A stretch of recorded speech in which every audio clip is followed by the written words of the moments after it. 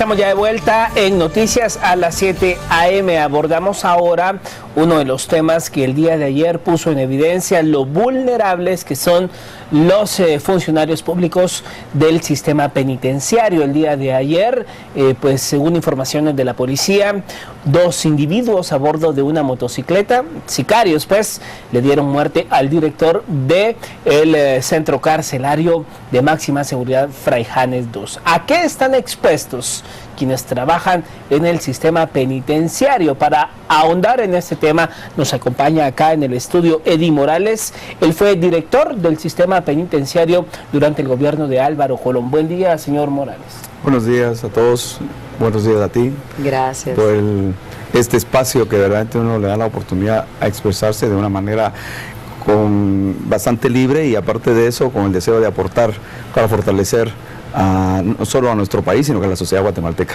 Claro, y es que sin duda en este sentido muchos dicen que no se puede trabajar en Guatemala cuando en realidad los prisioneros tienen el control de las cárceles y tienen doblegados también a los guardias de seguridad. A veces hemos escuchado que algunos guardias son pescados cuando están colaborando con los reos, pero también se habla acerca del salario que tienen y ahora acabamos de mencionar este caso, por ejemplo, porque son los menos beneficiados hasta cierto punto, pero un director de una cárcel de máxima seguridad se pudiese pensar que tiene una buena cantidad de agentes de seguridad para su propia integridad física, incluso para su familia, un automóvil blindado, y eso ayer quedó en claro que no era así. Fue asesinado en el kilómetro 17 de carretera El Salvador. Tenemos entendido que iba con su sobrino, que salió bien librado de esta tremenda situación, y ahora, ¿cómo podemos entender entonces que alguien que está en uno de los penales donde hay gente realmente peligrosa haya estado tan vulnerable para que esto ocurra? Usted como director en su momento del sistema penitenciario pudo comprender cómo es que ellos han tenido que trabajar a la brava saliendo adelante con todo esto. ¿Cómo explicamos entonces una situación de vulnerabilidad para alguien con un cargo tan complejo? Pero partamos de una cuestión muy importante. Regularmente la escasez de recurso humano para lo que es la administración penitenciaria es un problema eterno. El problema financiero es otro elemento más. Y tercero, todo lo que podríamos decir, los niveles de corrupción que se generan al interior, es muy difícil verdaderamente controlar todo esto. Esto entonces resta a aquellas personas que de una u otra manera ejercen el cargo como funcionario penitenciario, principalmente los directores, en poder darles una protección a todos. Pero sin embargo se establecen protocolos de seguridad y medidas de seguridad para los diferentes directores y subdirectores de los diferentes centros de detención, a fin de que estos de una manera de alternatividad de horarios puedan inmediatamente ir a sus descansos con el objeto de no mantener una rutina. Eso es parte de los protocolos de seguridad, porque no se le podría dar seguridad a todos debido a que los mismos escasos recursos financieros que se tienen, se debería de tener, como usted bien dijo, un vehículo blindado, una protección a su familia. Eso es el ideal, pero la realidad es otra. La realidad es que no alcanza el recurso como para mantener en una seguridad permanente a todos. Y por eso es importante que los protocolos de seguridad que se dejaron en la administración la cual yo dirigí, de que se le den una continuidad, porque esto de cualquier manera ya se habían hecho una serie de pruebas y funcionaban. Entonces el gran problema radica específicamente en que como no hay esa continuidad, se va quedando y afecta totalmente a aquellas personas que dirigen el sistema penitenciario. Entonces normalmente solo hay seguridad específicamente para lo que compete al director del sistema penitenciario, estamos hablando de director general y subdirector general, a los cuales se le dan una determinada cantidad de guardias y un vehículo, en algunas ocasiones blindado y en otras ocasiones no. Y el resto de directores, no. En el caso de Fray Janes II, lo que normalmente en aquel entonces se quedaron en los protocolos de seguridad, iban encaminados específicamente a se podría decir, a un cambio de horarios, cambio de rutina, cambios específicos que de una u otra manera le iban a ayudar a él a evitar algún tipo de problemas de esta naturaleza. Lo que observo es que fue sorprendido, a mi criterio, fue un ataque directo, que a él lo tenían que lo han de haber venido controlando, y habría que ver el grado de implicación que él podía tener con las personas que estaban adentro, O si no, podría ser algún tipo de ataque en el cual podría simular por haber salido del banco, Así es. ya, o un robo, pero la realidad iba dirigido específicamente a él.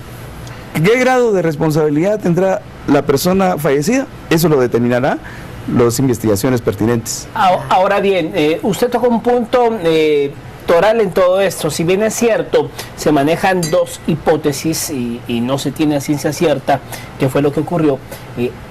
¿A qué perfil de reo se enfrenta quien es director de Fraijanes 2? ¿Quiénes están recluidos allí?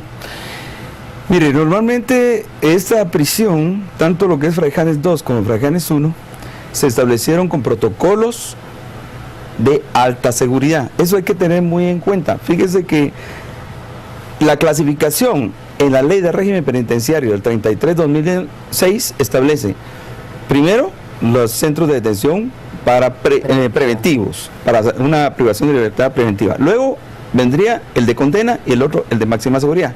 Bueno, hay que ser claros que en el caso de Guatemala, tal y como lo establece la ley, prisiones de máxima seguridad no existen. Entonces lo que se establecieron eran protocolos de seguridad adaptados para prisiones de máxima seguridad, con el objeto de contrarrestar estos problemas que se están teniendo. ¿Por qué? Porque, como usted dice, el privado de libertad que llega a estos centros es porque ha cometido un delito de alto impacto, o está vinculado a estructuras criminales, o está vinculado a esos, al narcotráfico, y de cualquier manera los controles deben de ser diferentes al resto de prisiones. Deben ser más exigentes y, por sobre todo, hay que seleccionar bien al guardia, al director que llega a esos centros, porque en la época que yo dirigí se manejaba muy diferente y bajo un sentido estricto de secretividad. Cuando hablamos de secretividad no significa de que no se pueda llegar a conocer ya las interioridades dentro del mismo personal, aquel que se prepara para administrar una prisión de estas. Ahora el resto no, porque precisamente la intencionalidad es que el crimen organizado o las personas que están ahí desconozcan cómo son los protocolos. Ahora, el problema es que se vulneran. Cuando se vulneran es por una razón. Uno, o hay complicidad, ¿ya? En este caso puede ser del quien dirige, puede ser complicidad de la misma guardia, o puede tener algún tipo de complicidad hasta con aquellos visitantes o el litigante que llega a esas prisiones y que se transfieren mensajes de diferente manera. Es muy sencillo. Ahora, vamos a la parte específicamente de este director. Pensemos un poco en que él, por ejemplo, pues trabajó hace varios años ya en el sistema penitenciario, fue ascendiendo y de acuerdo al hermano de la víctima, pues dio declaraciones a la prensa y él decía que su hermano pues había sido ya, había crecido, digamos, profesionalmente dentro del sistema penitenciario. Pero ¿qué valor realmente tiene eso? Por ejemplo, ¿cuánto gana? ¿Tiene un seguro médico? Yo se lo preguntaba, o un seguro de vida, yo se lo preguntaba hace un momento fuera del aire, porque sabemos que son gente sumamente vulnerable para ser atacada. ¿Y qué va a pasar con la familia de este servidor público que hoy desaparece? Y bueno, ¿quién va a responder por ellos? Entonces, pues esa parte, hablemos un poco de ese tipo de características que debería tener, por ejemplo, este servidor y los beneficios, entre comillas, que le da el sistema penitenciario, porque si no hay tantos beneficios, es muy fácil que sea llevado por la mala, que sea persuadido, tú ganas 5,000, bueno, yo te doy 20,000, me dejas salir, yo voy de paseo, voy a hacer mis cosas y regreso por la noche y nadie se dio cuenta. Bueno, primero partamos de que en este tipo de prisiones, eso es precisamente lo que se tiene que evitar, esa relación directa entre privado de libertad y el quien dirige el centro. Y no digamos los guardias que custodian. Sí. Precisamente por eso es que ellos se les puso entre los protocolos de seguridad la protección de su rostro, con el objeto de que no se conociera su identidad.